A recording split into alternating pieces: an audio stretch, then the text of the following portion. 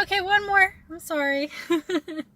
I'm in a video mood, and it's dark out. I've got to work tomorrow, and I want to put something in there. I fucked up the camera, I think. Okay, anyway, so it's still Ren, slash Kristen. I'll be stopping doing that after this video, or maybe the next one. I don't know, whenever you guys start getting used to it or whatever. But, oh yeah, okay, so today we're gonna talk about denial. So this is a thing that just comes with having DID. Partially because a lot of people just simply believe that the disorder itself doesn't exist. And secondly, it's also because coming to terms with that, especially if you've just been diagnosed, is hard. It is hard. It's hard because on one side, you've just found out why everything is so discombobulated, and on the other side, you've just found out that you have other people inside your brain who are taking over your body whenever they like, usually.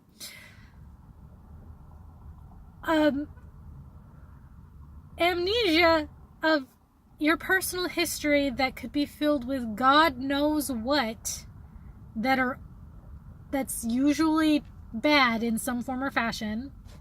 Like, it's really relative to person to person, but it's bad usually. And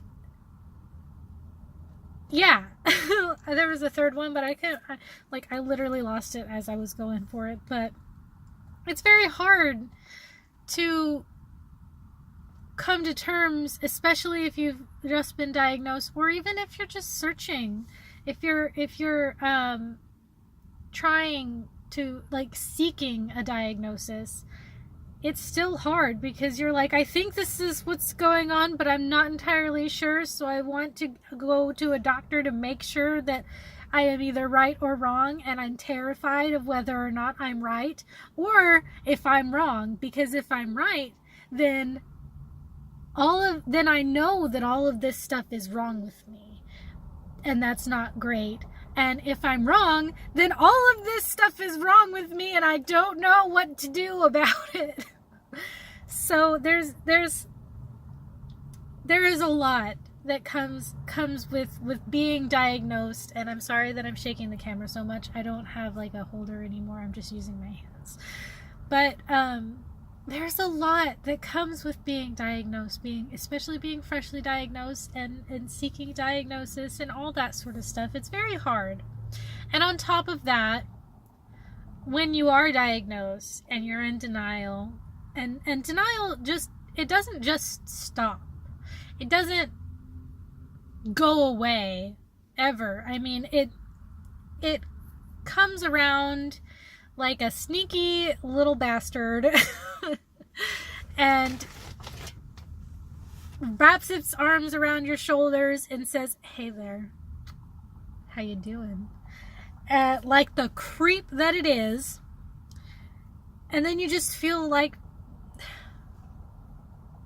halitosis, bad breath. Denial has a tendency to first appear when you've been diagnosed. And usually when you've been diagnosed, that's the hardest hitting denial, because you can't really fathom that this is what's going on, that this is happening to me, and it's real, and I don't like that. So it can't be happening. I am a liar. I am a faker. This can't possibly be happening. I am just delusional. I'm just crazy.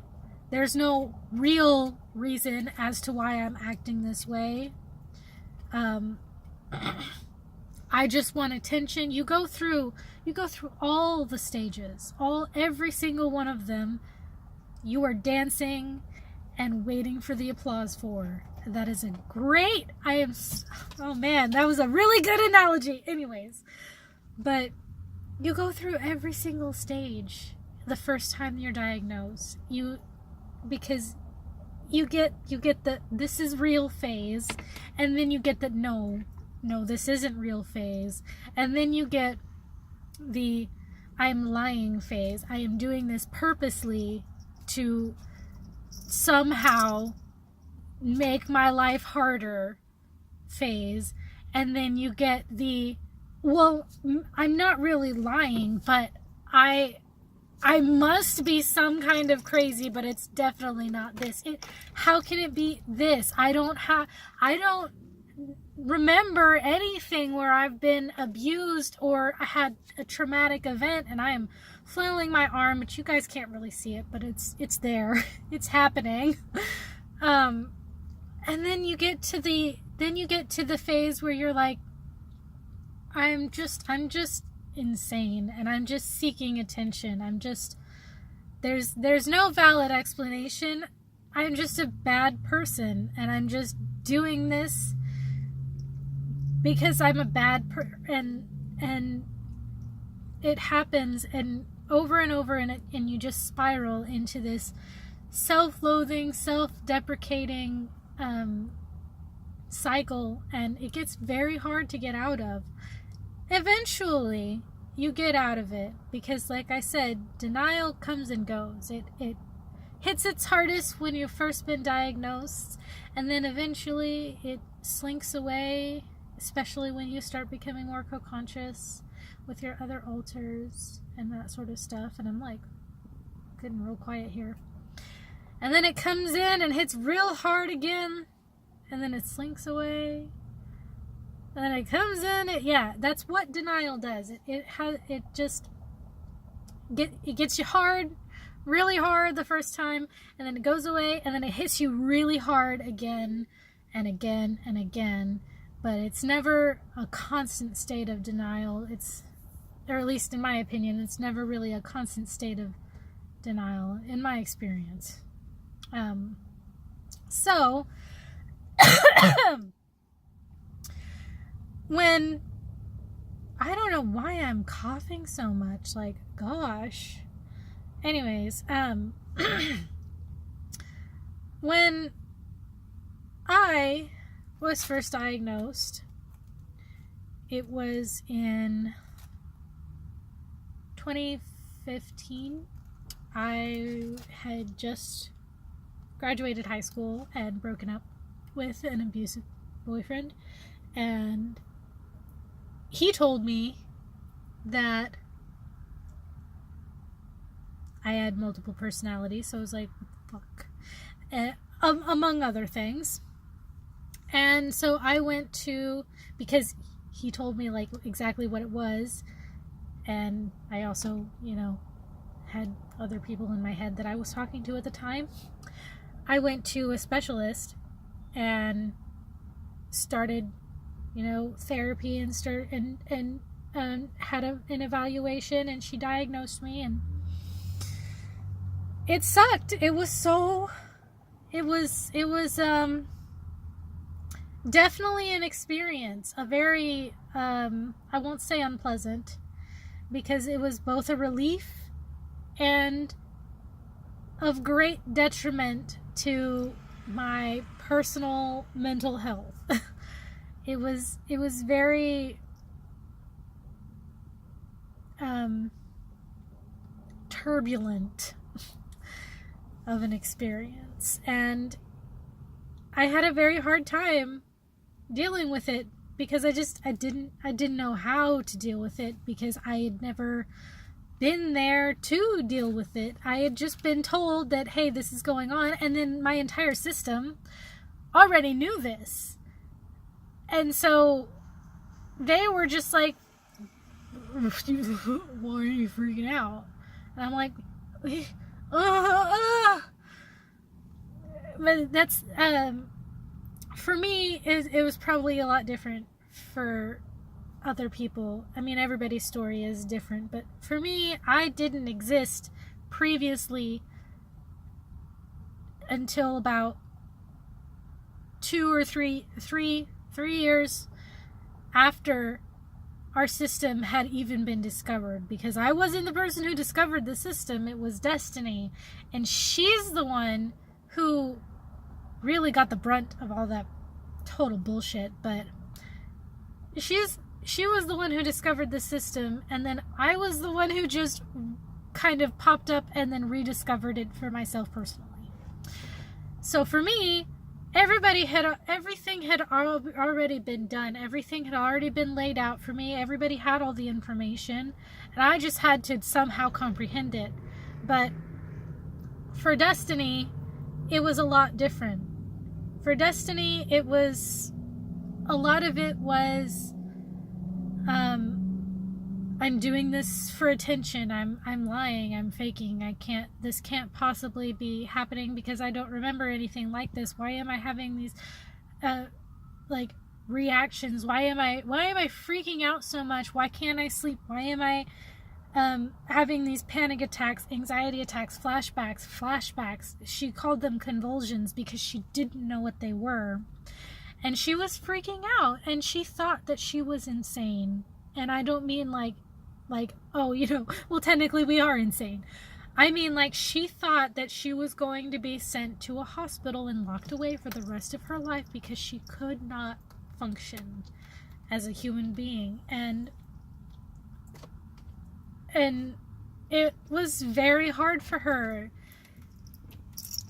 just to come to terms with, hey, these things are going on, these things are happening, and I have no explanation for them. Even when I say, oh, I must be lying, I must be faking, I can't positively say that because I don't want people to see me like this. I don't want people to see me acting like this or see me suffering this way. I don't want that. I want to hide and be away from as many people as I possibly can.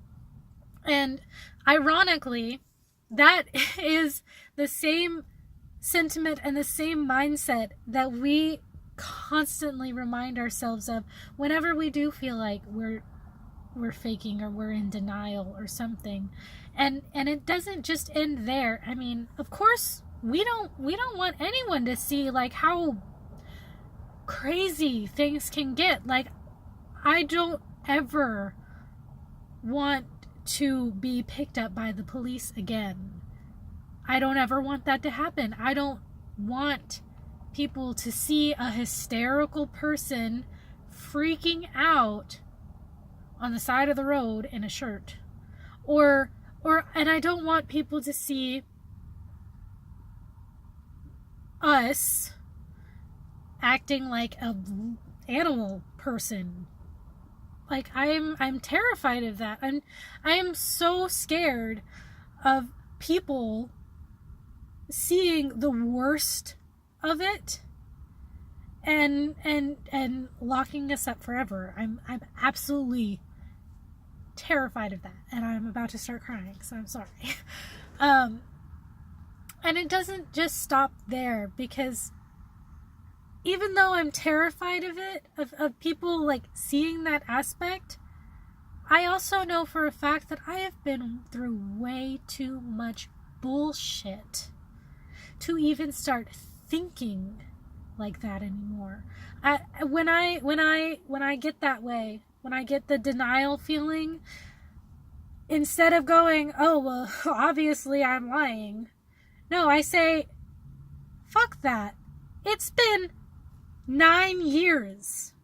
I have been doing this shit. If I've been faking, if I've been pretending to be this way for 9 years straight, and I've been dealing with the flashbacks and the panic attacks and the nightmares and the sleep paralysis and the self-harm and the amnesia and all that bullshit for 9 years without telling anyone, without wanting people to find out about that, and literally going behind my family's back to secretly hire a therapist who doesn't take insurance so I don't have a money trail?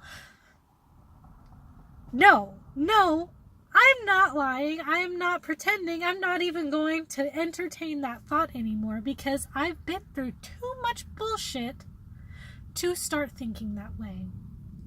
And that's that's my advice when it comes to denial. I just remind myself that when have I actively made it a point for everybody who knows me to know that I have DID? When have I done that? I haven't. I haven't ever told my workplace. I've only ever reluctantly told, like, friends and, well, family. Friends, on the other hand, it's not really, I don't have friends, so all my friends are in my head. But, like, in person, the only time that I tell somebody that information is if we're about to get into a romantic or very